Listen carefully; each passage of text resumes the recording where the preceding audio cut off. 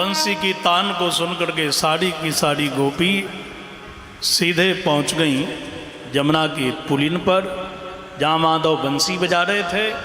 और जब ठाकुर जी ने निहारा भगवान श्री कृष्ण, ओहो देवियों तुम आई हो, आओ स्वागत है आपका। बोले स्वागतम वो महाभाग प्रियं किंकरवाणि वा ब्रजस्यानामयं कच्चिद् ब्रूतागमन कारणम। आओ देवियों स्वागत है आपका, सुस्वागतम। कहो सब ब्रज में कुशल मंगल तो है ना, यहाँ आने का कारण कहो, समाधान पाओ, जल्दी लौट करके जाओ। देखो जितनी सुनहरी रात चांदनी देखने में प्रिय लग रही है, उतनी ये तुम्हारे लिए घातक है। रजनरेशा घोर रूपा घोर सत्व से पिता, बड़े बड़े इसमें पशु रहते हैं, सब पशु तुमको खा जाएंगे, बदनाम मैं हो जाऊंगा। घूमने आई हो तो लौट करके जाओ। एक गोपी बोली हम घूमने नहीं आई हैं। तब बोले हम तो इसलिए आई हैं आपके पास में। ओहो भगवान श्री कृष्ण बोले मैं समझ गया, इसलिए आई हो, पतियों से झगड़ा हो गया ना। देखो देवियों, पतियों से झगड़ा किसी भी स्थिति में नहीं करना चाहिए। पति से पंगा तो समझ लो घाटा ही घाटा है। पतियों से घर में दंगा करना किसी बुद्धिमत्ता का काम नहीं है, कभी नहीं करना चाहिए। पति कैसा भी हो, बोले हाँ कैसा भी हो। बोल दुस्सीलो दुर्भगो वृद्धो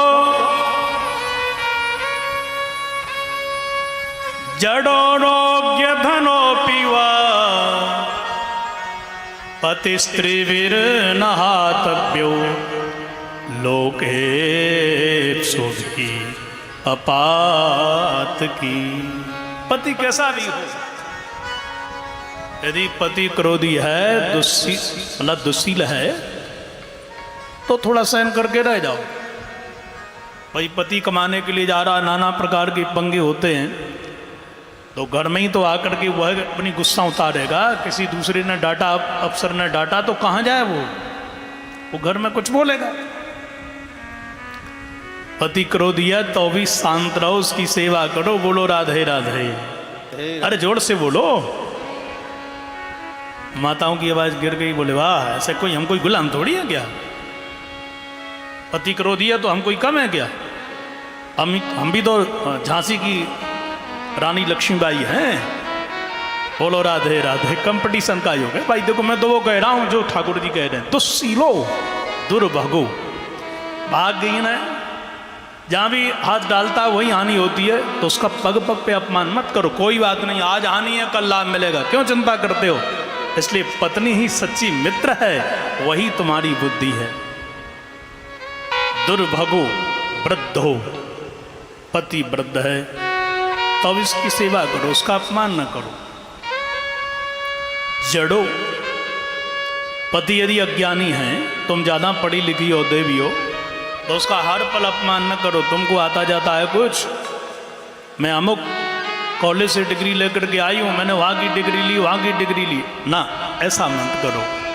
क्योंकि जो पत्नी पति का सम्मान नहीं करती है, समाज उसका सम्मान नहीं करता। जो अपनी पति की नहीं हुई, हमारी तुम्हारी क्या होगी भाई। पत्नी छाया है, पति बिंब है। जब बिंब ही नहीं है तो छाया कहां से आएगी भाई। और धनहीन हो तब भी, कैसा भी हो, पति का साथ दो, उसका विरोध न करो। सेवा करना चाहिए। कैसे करें। भर्तु शुश्रूषणम स्त्रीणाम परो धर्मो ही अमायया। भगवान कह रहे हैं, ध्यान दीजिएगा, श्री कृष्ण कह रहे हैं कि यदि पति की सेवा करना है तो ही अमायया, इसका मतलब छल रहे, माया से सेवा मत करना।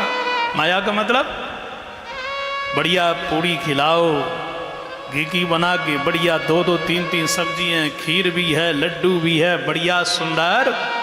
मथुरा के वृंदावन के पेड़े मंगवाए हैं, चकाचक खूब खिलाया, और 1 चम्मच खीर मेरे हाथ से, रबड़ी भी है, अब दूंगी ना।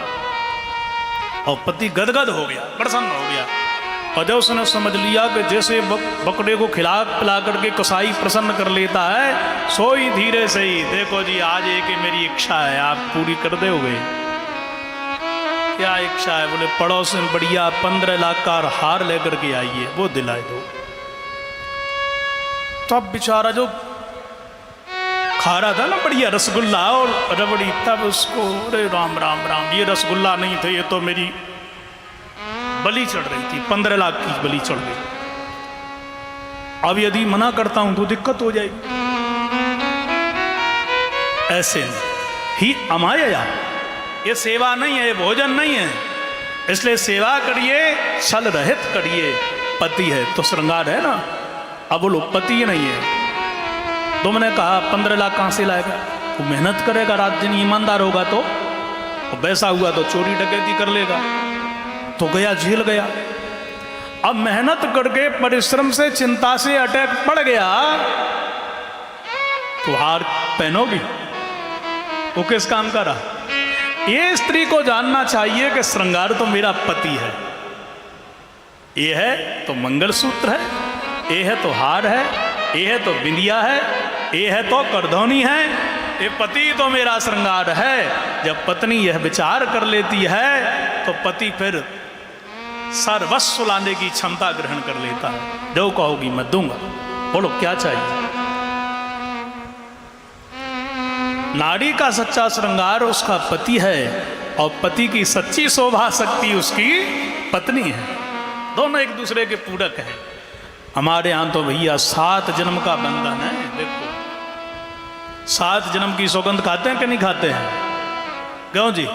हमारे यहाँ ये नहीं मनती थी ये शादी की वर्षगांठ, अब मनने लगी। देखो विदेशी लोग इसलिए मना दे दो, वाह 1 वर्ष हो गया, वाह जय हो प्रभु 1 वर्ष, क्योंकि वो तो होते ही ऐसे हैं भाई।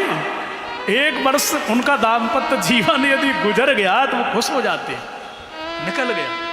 भले आदमियों तुम्हारे साथ तो 7-7 जन्म की कसम खाए बैठे हो, वो तो 1 जन्म में ही कोटा पूरा कर लेते हैं भाई, उनको तो मना नहीं मनाना है। इसलिए तिथि से जन्मदिन मनाओ।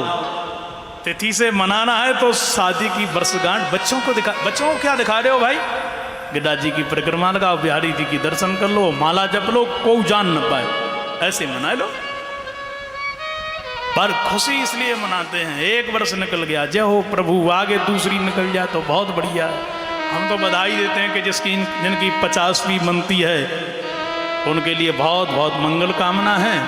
भगवान ऐसे ही मनवाते रहे। बोलो राधे राधे राधे। अस्तु ध्यान दीजिए। अच्छा तो भगवान कह रहे हैं कि आप कपट से रहित हो करके बिना माया के पतियों की सेवा करो। जाओ चली जाओ। देखो अनुसुईया ने पति की सेवा करी अत्रि की, तो ब्रह्मा विष्णु महेश को बालक बना लिया। सती का वह तेज है जिसके आगे ब्रह्मा विष्णु भी छोटे दिखाई दे रहे हैं, वो सती है। भारतवर्ष में जब तक पतिव्रता नारी है और धर्मज्ञ पुरुष है, इस भारत का कोई कुछ बिगाड़ नहीं सकता है। कोई कितनी भी तरक्की कर ले, पर यहाँ का सैनिक और विदेशों की मिसाइलें एक ही जैसी हैं। बोलो भारत माता की जय। ये क्या है? ये तुम्हारा चरित्र है। इसलिए देवियों लौट जाओ, जाओ। अब गोपियों के नेत्रों से आंसू गिर रहे, पैर से धरती को कुरिंद रही है। ये माताओं की समस्या का प्रतीक है।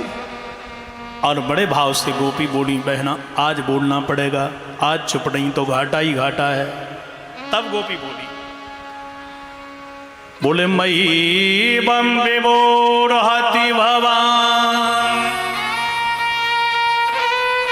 गदितुम दशंसम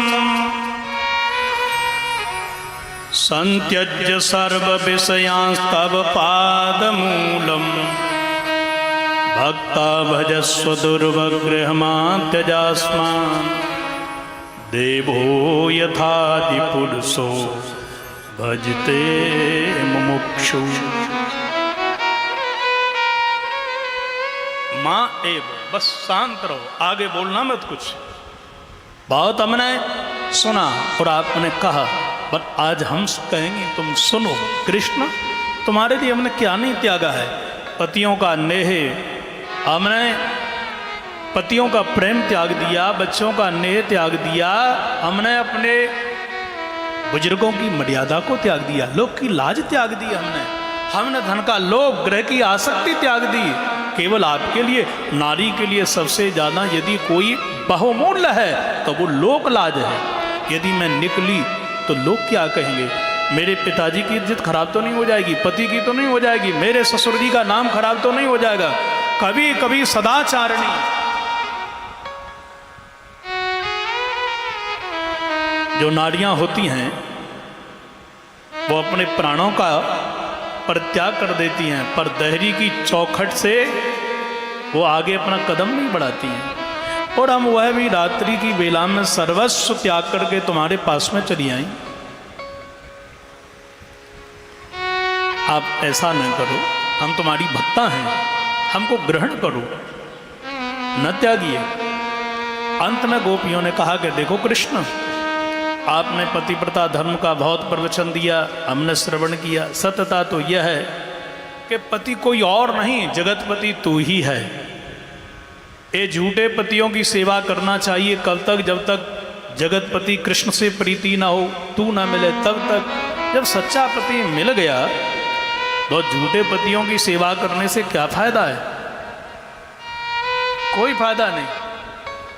इसलिए अब तो हमारे लिए आप अधरामृत पान कराओ, हमको दिव्य जीवन प्रदान करो।